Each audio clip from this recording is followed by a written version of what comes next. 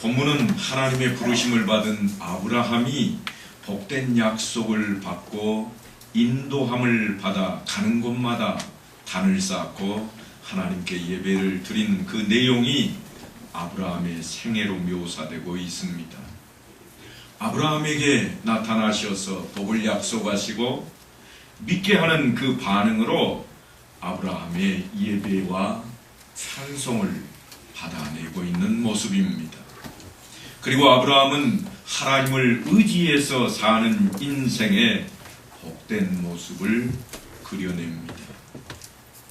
지난 시간에도 말씀을 드렸습니다만 너희가 나를 택한 것이 아니요 내가 너희를 택하여 세웠나니 그럽니다.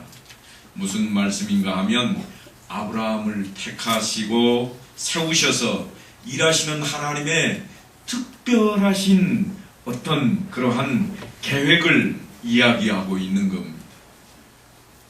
우리가 집을 지으려 치면 그냥 집을 짓기 시작하지 않습니다.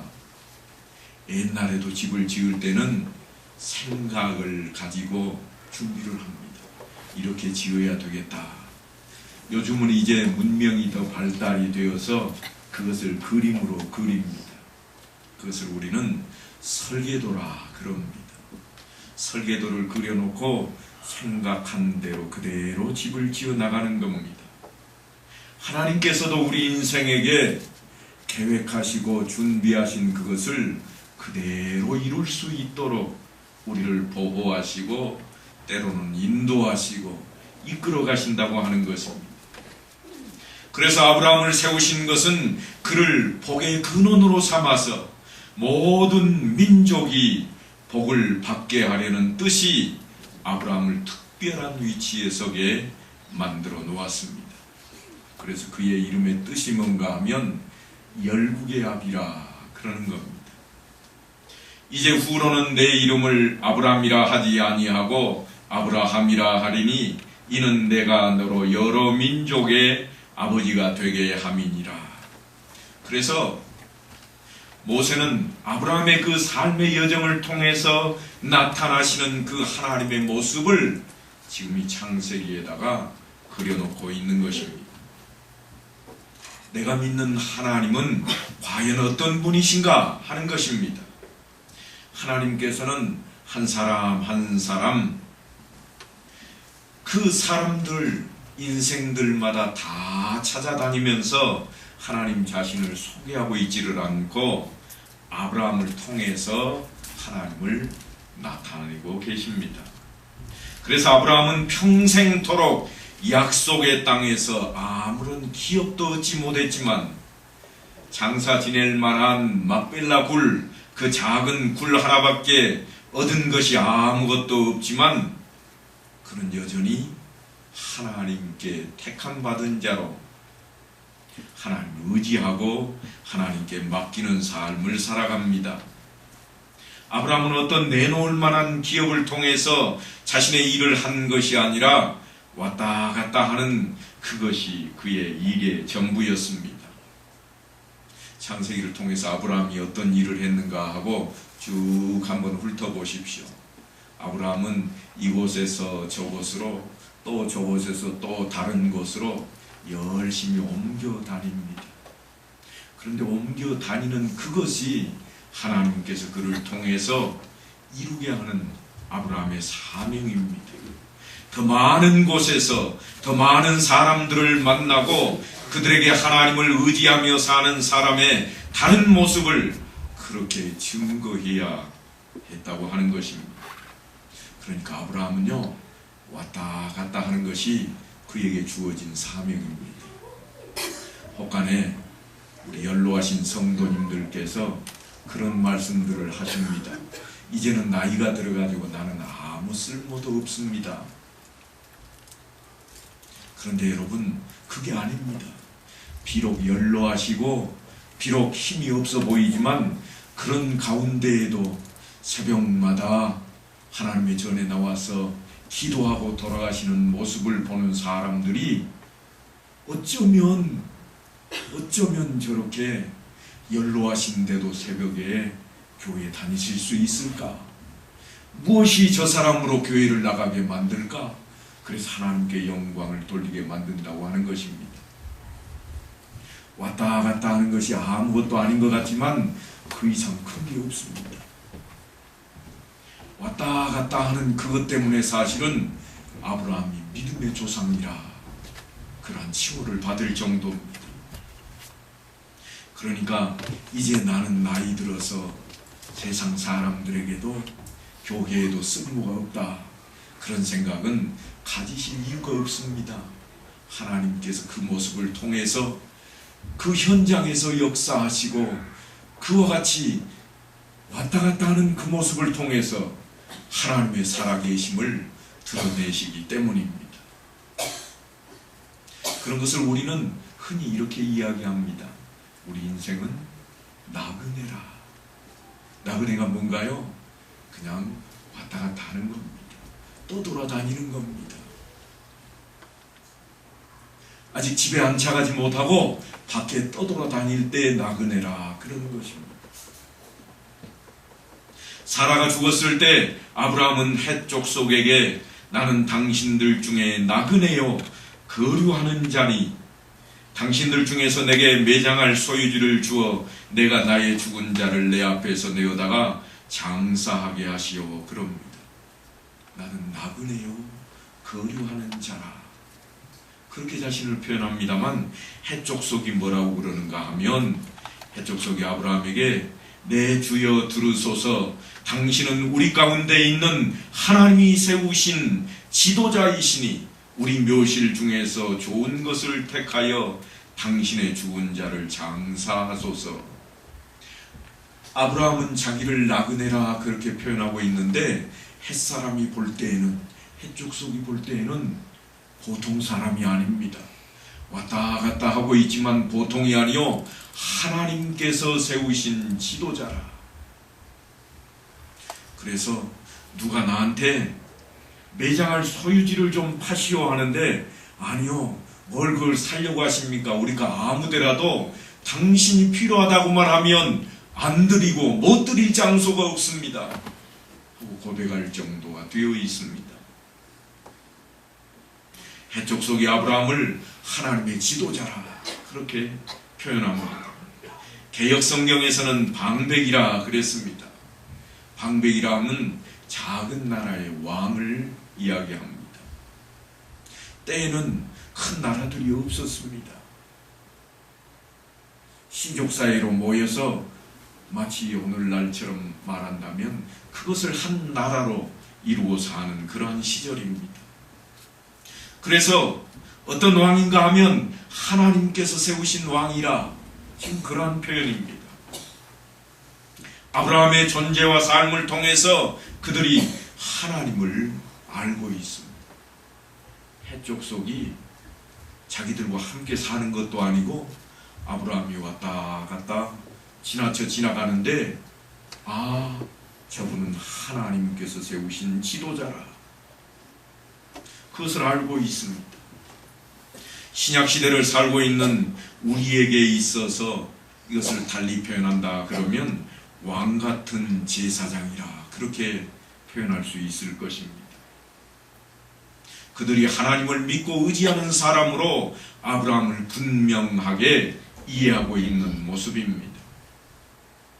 이것이 바로 아브라함의 삶에 있어서 축복이자 그에게 주어진 책임입니다. 여러분을 향해서 여러분의 이웃들은 뭐라고 이야기할까요?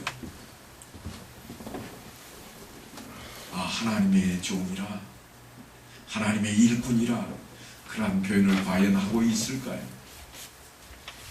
그 이야기를 우리가 들어야 되겠다, 그 이야기입니다. 이런 일은 비록 아브라함에게만 주어지는 것이 결코 아닙니다. 절망과 슬픔 그리고 심판밖에 남지 않은 인류에게 구원과 은혜로 개입하시는 하나님의 일하시는 방법입니다. 하나님의 방법은 특별하지 않습니다. 아브라함에게 나타나신 하나님, 또한 이삭에게 나타나셨던 그 하나님, 야곱에게 나타나신 그 하나님, 모두가 다 우리의 삶 속에서 만나는 그런 하나님이십니다. 그러니까 하나님을 나타내시는, 그래서 하나님을 알게 하시고 하나님을 믿게 하시는 일에 어떤 일꾼들을 세우시는데, 그것이 평범한 인물들이요, 스쳐 지나칠 만한 그런 인물들이다, 그런 이야기입니다. 그래서 그를 통해 부르심을 받은 자로서 그의 삶 속의 모든 정황 속에서 하나님을 의지하며 사는 그 모습으로 하나님이 어떤 분이신가를 드러내게 하고 있습니다. 이를 구약시대에는 이스라엘이 맡았다면 신약시대에는 교회가 맡고 있습니다. 사도행전 2장에 등장하는 초대교회 이야기는 가만히 살펴보면 유무상통이라 이렇게 말할 수 있을 것입니다. 모두가 자신이 가진 재산들을 내놓아서 필요에 따라 쓰되 개인적인 욕심을 부리지 않는 그러한 모습입니다. 사도행전 2장 44절로부터 보면 믿는 사람이 다 함께 있어 모든 물건을 서로 통용하고 또 재산과 소유를 팔아 각 사람의 필요를 따라 나눠주며 날마다 마음을 같이하여 성전에 모이기를 힘쓰고 집에서 떡을 떼며 기쁨과 순전한 마음으로 음식을 먹고 하나님을 찬미하며 그랬습니다. 하지만 이것이 재산을 다 정리하고 교회에 모여서 늘 기도하고 찬송하고 경건하게 살자, 그런 의미는, 그런 이야기는 아닙니다. 잘못하면 그런 이야기에 속아 넘어가기 쉽습니다. 성경대로 해야 되지 않느냐, 그러니 재산 다 팔아서 교회로 들어오라, 그 이야기를 들었다면 그것은 이단들의 속삭임입니다. 지금 그런 차원의 이야기가 아닙니다. 이 이야기는 초대교회 성도들이 이렇게 욕심 없이 자기 가진 것을 다 내어놓고 함께 사용했다고 하는 유무상통의 이야기는 예수 그리스도를 믿는 사람들이 믿지 않는 사람들과는 달라야 되지 않느냐? 그렇다면 무엇이 달라야 하는가? 그 이야기입니다. 세상은 자기가 자신을 지켜야 하기 때문에 남을 해치고 남을 속여서라도 자기의 소유를 확보해야 하지만 초대교회 성도들은 그런 삶을 살지 않았다고 하는 것입니다. 그리고 또한 우리들에게도 초대교회 성도들처럼 그러한 모습 보일 것을 요구하고 있습니다. 매일 모여서 기뻐하고 기도하고 찬송하고 하나님으로 인해서 만족하는 것이 세상을 따라 살면서 만족하는 것과 비교가 되지 않는다, 그런 이야기입니다. 손해보는 것 같고 늘 남는 것이 없는 것처럼 보이지만 남기는 장사를 하는 그 사람들과 비교할 때 비교할 수 없는 기쁨과 감사가 내게 있다, 이 이야기를 지금 하고 싶은 겁니다. 그래서 주님께서 마태복음 28장에 내가 너희에게 분부한 모든 것을 가르쳐 지키게 하라 하신 것과 사도행전 1장에서 땅끝까지 이르러 내 증인이 되라 하신 이것은 우리로 하여금 세상의 삶의 정황 속에서 너희들이 다른 것을 증언하라, 그런 이야기입니다. 너희는 달라야 된다, 세상 사람들과는 달라야 되지 않겠느냐, 그것을 좀 나타내고 보여달라, 그것이 성경의 요구입니다. 그것은 하나님께 맡기는 삶입니다. 지난 시간에도 말씀을 드렸습니다만 하나님께 맡기는 삶이라, 그럴 때 이 맡긴다는 용어는 우리가 흔히 생각하는 것처럼 전당포에다 무슨 물건을 갖다 맡겨버리는 것과 같은 그런 이야기가 결코 아닙니다. 하나님께 맡긴다, 이 말은 하나님께 맡겼다가 답을 듣는다, 그런 이야기입니다. 무슨 이야기인가 하면 하나님의 뜻을 구하는 겁니다. 하나님 뜻대로 사는 삶입니다. 하나님의 약속을 의지하는 것입니다. 하나님의 간섭을 받는 것을 말합니다. 그래서 우리를 통해 하나님이 어떤 분이신지를 증거하는 자로 살도록 아브라함과 같이 교회도 그렇게 부르심을 받고 있는 것입니다. 그 자리에 우리가 서 있습니다. 그리고 사도 바울은 우리가 해야 될 일에 대해서 고린도전서 11장에 가면 이렇게 외칩니다. 너희가 이 떡을 먹으며 이 잔을 마실 때마다 주의 죽으심을 그가 오실 때까지 전하는 것이니라. 갑자기 나온 말이 아닙니다. 너희가 해야 될 일이 있는데 너희가 이 떡을 먹고 이 잔을 마실 때마다 주의 죽으심을 그가 오실 때까지 전해라. 그러면 예수 믿는 사람은 그와 같은 맨날 모여서 떡을 떼고 잔을 나누고 그래서 주님이 죽으셨다고 하는 것만 전하고 있으면 그것이 단가? 지금 그 이야기를 사도 바울이 우리에게 시작하고 있습니다. 너희 할 일은 바로 이것이라. 우리의 죄를 대신해서 대속제물이 되신 예수님의 죽으심을 전하는 것은 교회의 큰 책임 가운데 하나입니다. 교회의 책임인 표지가 셋이 있는데요. 그 첫째는 말씀을 전하는 것입니다. 말씀 선포입니다. 그리고 둘째가 있는데 이 둘째는 성례를 집행하는 것입니다.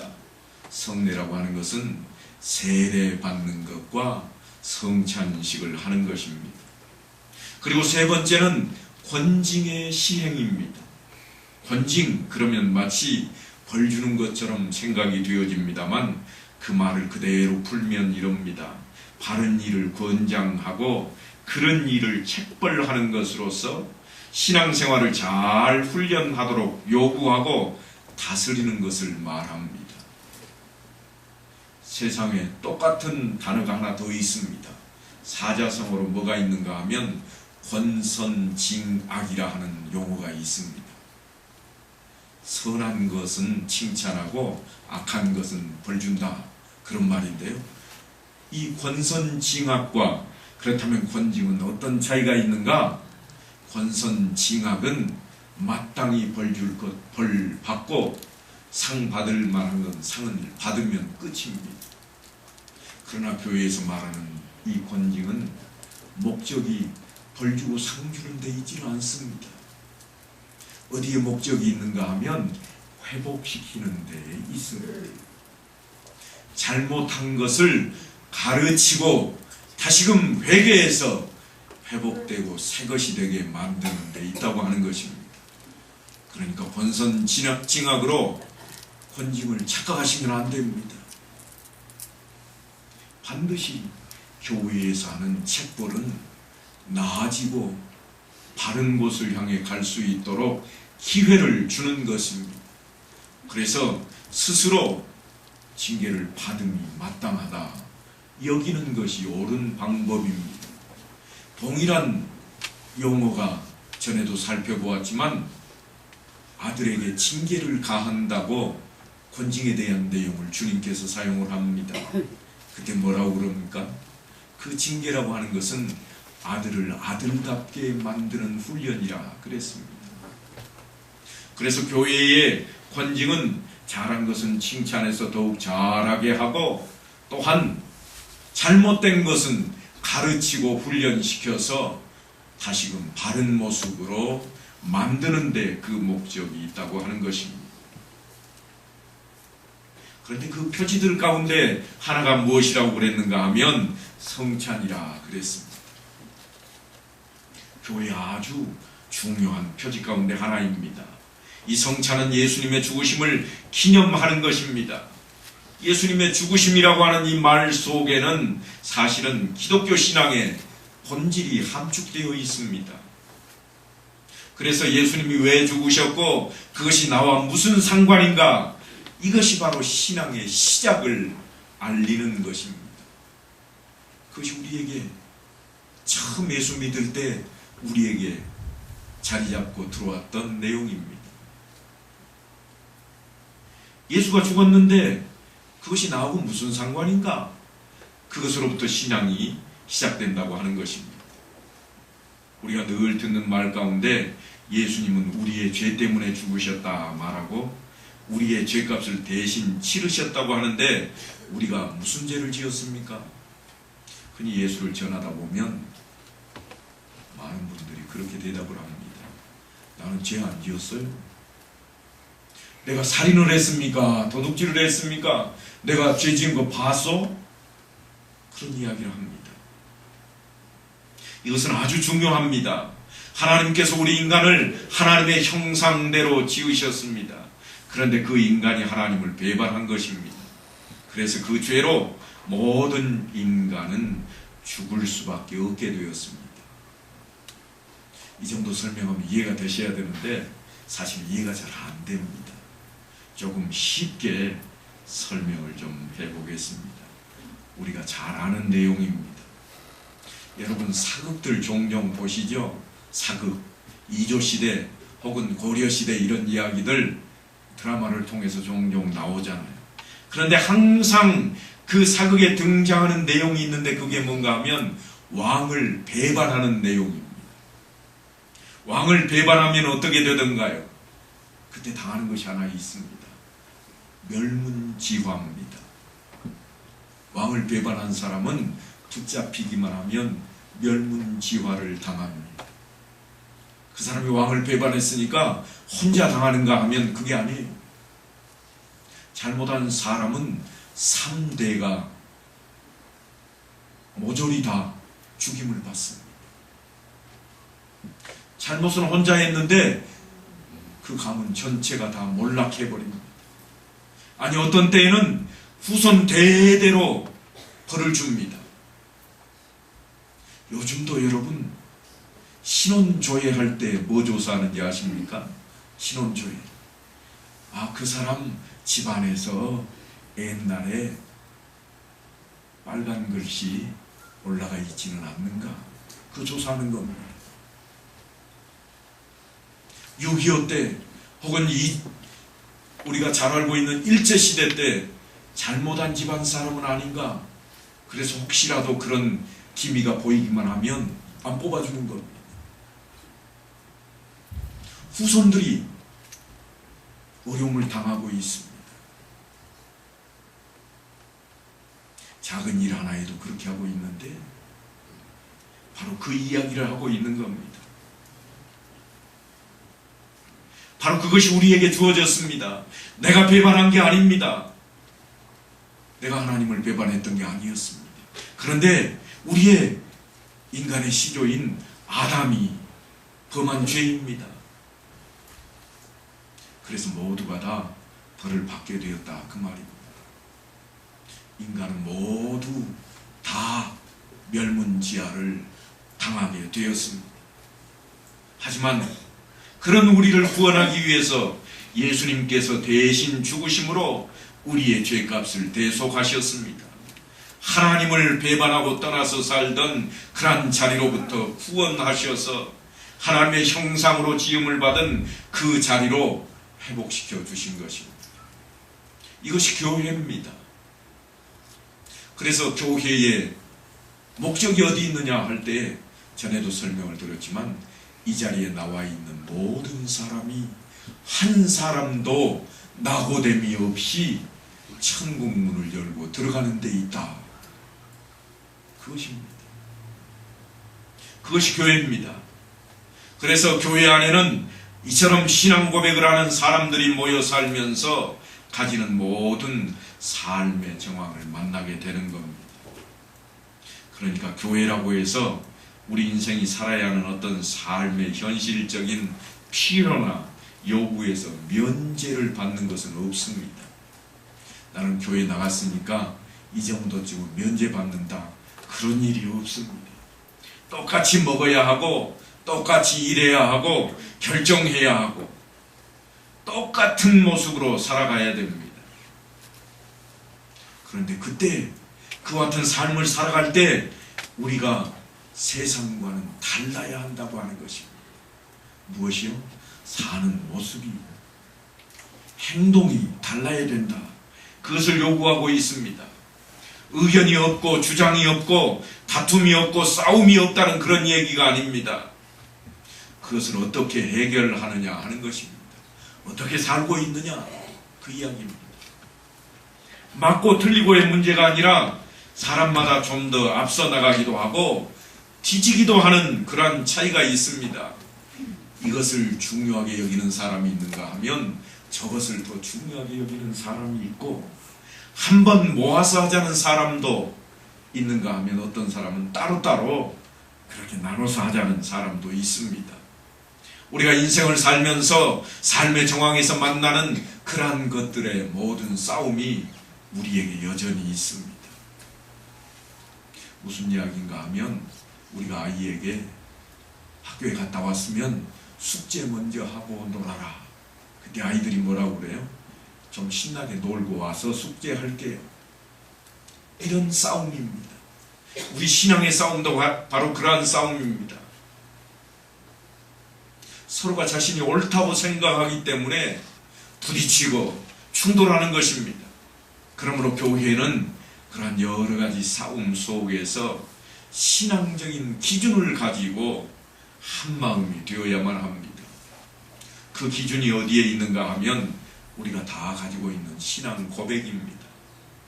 주는 그리스도시요 살아계신 하나님의 아들이시니이다.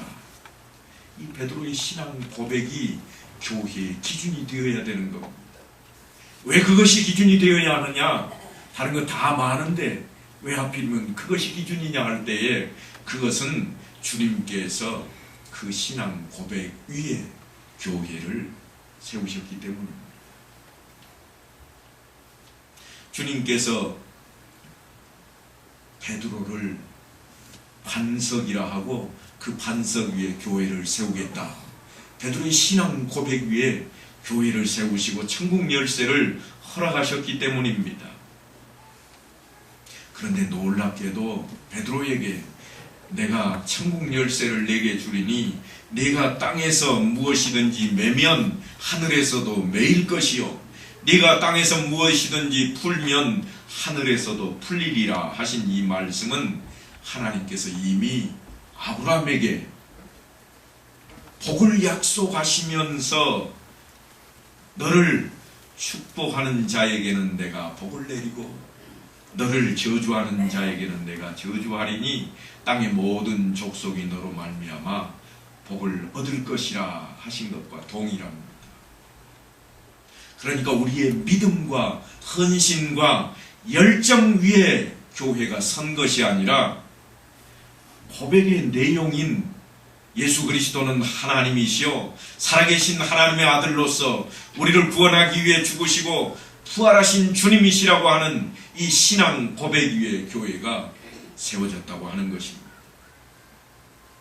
그래서 베드로의 그 신앙 고백을 받으신 주님이 우리를 위해 대신 죽으심으로 내가 너로 큰 민족을 이루고 내게 복을 주어 내 이름을 창대하게 하리라 너는 복이 될지라 하신 하나님의 약속이 그리스도 안에서 구체화되고 실현되고 있는 것입니다. 아브라함에게 하셨던 그 약속이 예수 그리스도 안에서 우리 모든 성도들에게 성취가 되었습니다. 그러므로 아브라함이 모든 사람들 앞에서 하나님이 누구신가 하는 것을 드러내는 삶을 산 것처럼 예수 그리스도를 믿는 우리들도 그와 동일한 삶을 살아야만 하는 것입니다. 아브라함을 통해 일하시는 하나님의 손길을 기억하신다면 여전히 그 손길이 우리에게도 동일하심을 깨달아야 할 것입니다.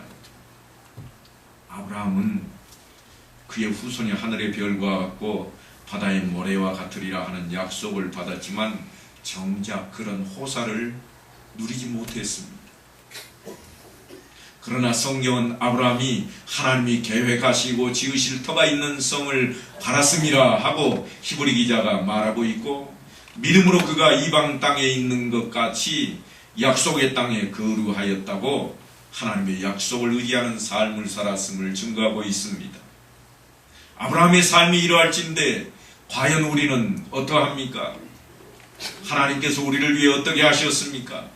사도 바울은 그 부분을 이렇게 설명합니다. 자기 아들을 아끼지 아니하시고 우리 모든 사람을 위하여 내주시니가 어찌 그 아들과 함께 모든 것을 우리에게 주시지 아니하겠느냐. 아들을 주셨는데 무엇을 더 아낄 것이 남아 있겠는가? 놀라운 사실이지만 믿음의 조상이라 불리는 아브라함에게는 하나님의 아들을 안 주셨습니다. 잘 아시잖아요. 아브라함이 기도하고 구하여서 100세에 누구를 얻었어요? 하나님의 아들을 얻었던가요? 아브라함 자신의 아들을 얻었습니다. 100세에 그는 아들을 얻었습니다. 그런데 여러분, 우리는요, 하나님의 아들 예수 그리스도를 친히 우리에게 허락하셨습니다. 뿐만 아니라 그 주님을 통해서 예수님이 십자가에 못 박혀 죽으심으로 우리의 죄값이 다 사함을 받게 되었습니다. 그러니까 우리가 아브라함과 동일한 그러한 약속과 복을 받았지만 그 약속에 대한 증거가, 우리가 가지고 있는 증거는 아브라함과 비교할 수조차 없는 엄청난 증거를 우리가 가지고 있다고 하는 것입니다. 아브라함은 후대에 가서 그의 후손들이 바다의 모래 같고 하늘의 별처럼 그렇게 많았다 그럽니다. 우리는 그 정도가 아닙니다. 하나님의 아들, 하나님이 우리를 위해서, 나를 위해서, 내 죄를 위해서 십자가에 못 박혀 죽으신 일입니다. 그래서 우리에게 하나님께서 무엇을 요구하는가 하면 너희 인생의 사소한 일들을 가치 없게 여기지 말라고 하는 것입니다. 왔다 갔다 하였던 아브라함의 삶을 보지 않았느냐? 그가 그 모습을 통해서 나를 드러냅니다. 하나님을 드러내는 삶을 산 아브라함을 이야기합니다. 그러므로 우리도 어느 곳에서나 어느 때든지 우리와 관계되는 모든 사람들에게 저 사람은 왜 저렇게 살까? 그런 질문을 하게 만들고, 또한 우리의 배후에 하나님이 계신 것을 찾게 만드는 삶이 되어야 된다고 하는 것입니다. 우리의 모습이 남의 것을 빼앗아 나의 것으로 채우는 복이 아닙니다. 아무리 나누어도 모자랄 것이 없고 손해볼 것이 없는 하나님의 복을 실어 나르는, 전하고 또한 함께 나누는 그러한 은혜를 베푸시는 하나님의 일꾼된 그런 인생으로 우리가 서 있는 것입니다. 그래서 본문에 아브라함이 가는 곳마다 하나님 앞에 예배 드리는 일로 그의 삶을 시작하는 것처럼 우리도 예배의 중요성을 깨달아야 합니다.